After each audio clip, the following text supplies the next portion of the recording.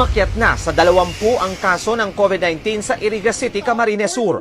Lunes nang kumpirmahin ng Incident Management Team o IMT ng lungsod ang 13 bagong pasyente, dagdag sa naunang 7. Ayon kay Iriga City Mayor Madel Alfilor, karamihan sa bagong pasyente ay close contact o may direktang exposure kay Bicol patient 1903 na agad nadala ng LGU sa isolation facility kaya hindi na nakahawa pa.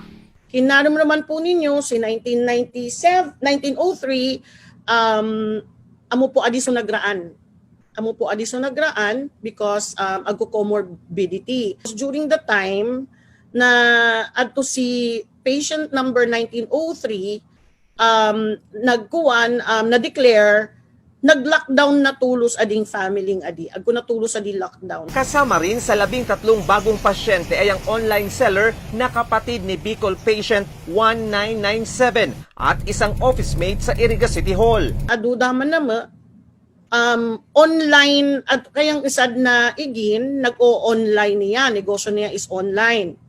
Ngayon, ako mga packages galin sa iba't iba na lugar. Siguro, in-order niya from Manila, in-order niya Kinsari, America, or somewhere. Dito isikin sa packages, agko sa existing virus. Kaya bukod sa skeleton workforce, magpapatupad na rin muna ng work from home sa Iriga City Hall. Sumailalim na sa RT-PCR test ang ibang nagkaroon ng exposure sa mga pasyente. Tiniyak ni Mayor Madel na tuloy-tuloy ang frontliners ng Iriga sa pagkontrol sa pagkalat ng COVID-19. Kahapon, inilunsad ang hotline number ng LGU para sa COVID-19 response. Hinihikayat naman ng LGU na i-download na ng mga Irigenyo at residente ng Karatig-Bayan ang mobile application na iContact. Umpisa sa October 19, istrikto nang ipatutupad ang paggamit nito bago makapagtransaksyon sa iba't ibang opisina at establishmento sa Iriga.